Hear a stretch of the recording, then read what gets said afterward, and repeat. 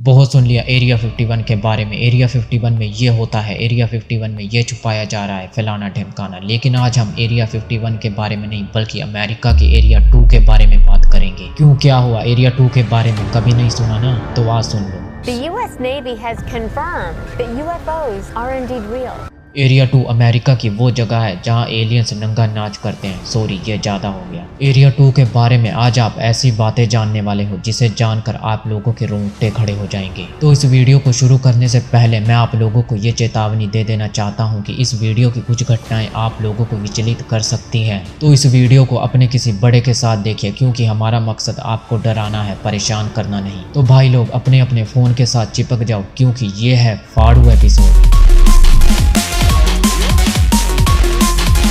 फरवरी 2007 सुबह के 2:30 Nellis air force base, जिसे एरिया 2 भी कहा जाता है, वहां पे पेट्रोलिंग कर रहे कुछ सैनिकों ने कंट्रोल रूम को सूचित किया कि हमें एक गाड़ी की हेडलाइट्स दिख रही हैं जो कि बड़ी ही तेजी से हमारी ओर आ रही है। वहां पे पेट्रोलिंग कर रहे सैनिकों को ये लगा कि टूरिस्ट होंगे जो कि गेड़ी शेड़ी मारने आए होंगे, तो उन्हें हम वापस भेज देंगे। इसके लिए उन्होंने ऑस्कर 1 यूनिट के 2 मिलिट्री व्हीकल को उन्हें हेडलाइट की ओर भेजा, ये कन्फर्म करने के लिए कि क्या वो सच में गाड़ी की हेडलाइट ही है या कुछ और तभी एकदम से हेडलाइट बंद हो गई, जिसके बाद वहां के सिक्योरिटी सुपरवाइजर को ये लगा कि उन्होंने हेडलाइट इसलिए बंद की है ताकि उन्हें कोई ट्रैक ना कर सके। और वो जगह एक न्यूक्लियर स्टोरेज फैसिलिटी थी जहां पे न्यूक्लियर बॉम्ब और मिसाइल रखी जाती हैं। जिसके बाद वहां के सभी सैनिक हाई अलर्ट पे हो गए। इसके बाद ऑस्कर की वो यूनिट हेडलाइट की उस लास्ट लोकेशन पे पहुंची जहां पे हेडलाइट बंद हुई थी, जहां उन्होंने देखा कि वहां पे तो सन्नाटा छाया हुआ है। वहां तो दूर दूर तक उन्हें कोई भी गाड़ी नहीं दिखाई दे रही थी। हालांकि वो गाड़ी 2 किलोमीटर के एरिया में ही थी, लेकिन जब वो वहां पहुंचे तो वहां पे किसी भी गाड़ी का कोई नामो निशान नहीं था। यहाँ तक कि गाड़ी के टायर के निशान भी नहीं थे। मिलिट्री के स्पेशल इक्विपमेंट से ये पता चल रहा था कि रेगिस्तान एकदम सुनसान है। वहां पे किसी भी इंजन की साउंड नहीं आ रही थी। यहाँ तक कि नाइट विजन गॉगल से भी वो गाड़ी कहीं भी नहीं दिखाई दे रही थी। जिसके बाद सुपरवाइजर ने K9 यूनिट यानी कि डॉग स्पेशलिस्ट यूनिट को उस लोकेशन पे तुरंत ही पहुंचने का ऑर्डर दिया। और K9 यूनिट पहले से ही उस लोकेशन की कुछ दूरी पे गश्त लगा रही थी। और तभी न्यूक्लियर फैसिलिटी के अंदर लगे टावर के ऊपर चढ़े एक सैनिक को K9 यूनिट की तरफ 3 अजीबोगरीब लाइट बढ़ती हुई दिखाई दी। तो उसने इसकी जानकारी कंट्रोल रूम में दी। कंट्रोल रूम ने K9 यूनिट के साथ काफी कांटेक्ट करने की कोशिश की, लेकिन उनका K9 यूनिट के साथ कोई भी कांटेक्ट नहीं हो पा रहा था। K9 यूनिट के सभी रेडियो बंद हो चुके थे। जिसके बाद सुपरवाइजर ने ऑस्कर 1 यूनिट को ऑर्डर दिया कि सभी गन्स लोड कर लो, हम पे हमला होने वाला है।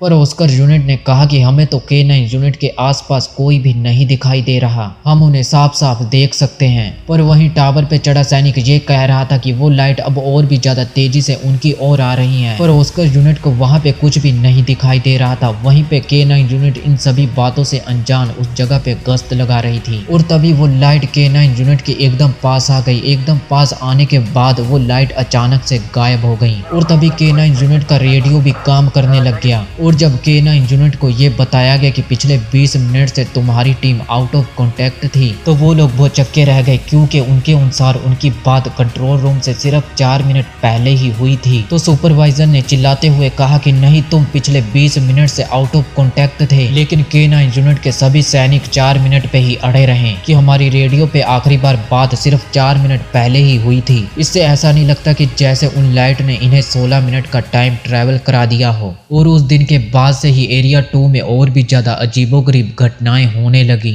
उसके 2 दिन बाद ही जब कुछ सैनिक एरिया 2 के बाहर गश्त लगा रहे थे, तो उन्हें एक गधे की लाश मिली जिसका सर कटा हुआ था। लेकिन उससे भी ज्यादा हैरान कर देने वाली बात तो ये थी कि गधे का सर कटने के बाद भी वहां पे खून की एक बूंद तक नहीं थी। वहां पे खून का नामो निशान नहीं था। इसके कुछ दिन बाद ही सैनिकों को एक और गधा मरा हुआ मिला, जिसकी गर्दन के साथ साथ पैर भी कटे हुए थे। और वहां पे भी खून की एक बूंद तक नहीं थी, जिसे देख वो सैनिक भी हैरान रह गए। और उसके ही अगले दिन एक और गधा मरा हुआ मिला, जिसका पैर और सर कटा हुआ था और साथ में उसका पेट फटा हुआ था। और उसके पेट के अंदर के सारे अंग गायब थे, पर खून का नामो निशान नहीं था। पर हैरान कर देने वाली बात तो यह है कि ना तो वहां पे किसी गाड़ी के टायर के निशान थे और ना ही गधे को घसीटने के निशान थे। तो फिर वहां पे उस गधे को आसमान से नीचे फेंक कर कौन गया?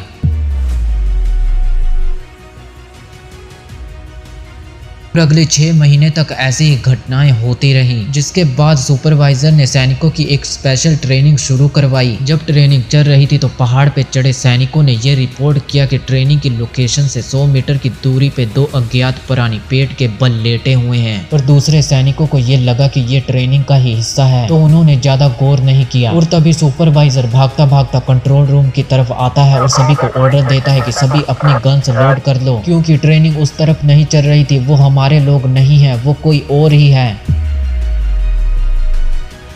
रात का समय था। सभी सैनिक उन 2 अज्ञात प्राणी की ओर बढ़ने लगे। उनके बढ़ते हुए कदम उन 2 अज्ञात प्राणी के अंदर हलचल पैदा कर रहे थे, जैसे कि वो अज्ञात प्राणी उनसे छुप रहे हों। पहाड़ पे चढ़े सैनिक ग्राउंड टीम को लगातार रिपोर्ट कर रहे थे कि अब तुम उनके बिल्कुल करीब हो, लेकिन ग्राउंड टीम को नाइट विजन गॉगल लगाने के बाद भी वहां पे कोई भी नहीं दिखाई दे रहा था। पर पहाड़ पे चढ़े सैनिकों को नाइट विजन गॉगल लगाकर वो 2 अज्ञात प्राणी साफ साफ दिखाई दे रहे थे। जैसे ही ग्राउंड टीम वाले उन 2 अज्ञात प्राणी के पास पहुंचे तो पहाड़ पे चढ़े सैनिकों ने रिपोर्ट किया कि अब वो 2 अज्ञात प्राणी एकदम से गायब हो चुके हैं। कोई आवाज नहीं, किसी तरह की हलचल नहीं, बस वो गायब हो चुके हैं। वहीं एक्सपर्ट का ये कहना था कि वो कोई और नहीं बल्कि एलियंस थे। अब मैं आप लोगों को एक बात बता देना चाहता हूँ कि इस दुनिया में जहाँ जहाँ न्यूक्लियर बॉम्ब और मिसाइल के साइट्स हैं, वहाँ एलियन को ज्यादा देखा गया है। जैसे कि 1977 नॉर्थ डकोटा मिसाइल फील्ड की एक टीम ने रिपोर्ट किया कि आसमान में एक अजीबोगरीब लाइट दिखाई दे रही है, जो कि बार बार रंग बदल रही है और बहुत तेजी से एकदम से पास आती है और एकदम से दूर चली जाती है। एक बार और ऐसी ही लाइट एक और न्यूक्लियर मिसाइल फैसिलिटी के ऊपर दिखाई दी और वहां के सुपरवाइजर ने यह रिपोर्ट किया कि उनकी 10 मिसाइल का कंट्रोल उनके हाथ से निकल गया है और जरूरत पड़ने पर अगर उन्हें वो मिसाइल लॉन्च करनी होगी तो वो नहीं कर पाएंगे। और हैरान कर देने वाली बात तो यह है कि ऐसी ही घटनाएं और भी जगहों पे होती रहती हैं और कई बार तो मिसाइल के टारगेटिंग कोड मिसिंग होते रहते हैं या उन्हें डिलीट कर दिया जाता है। और ये सब तभी होता है जब आसमान में यूएफओ दिखाई देते हैं। क्या एलियंस हम पे निगरानी रखे हुए हैं? शायद एलियंस नहीं चाहते कि फिर कभी कोई युद्ध हो, खास करके न्यूक्लियर वॉर तो बिल्कुल भी ना हो, इसीलिए वो आते हैं खास करके उन्हीं जगहों पे जहां न्यूक्लियर वेपन रखे होते हैं और चुपचाप चले भी जाते हैं बिना किसी को नुकसान पहुंचाए। आप लोगों का इस बारे में क्या कहना है कमेंट करके जरूर बताना। तो आज के वीडियो के लिए सिर्फ इतना ही, तो मिलते हैं अगले वीडियो में, तब तक के लिए गुड बाय।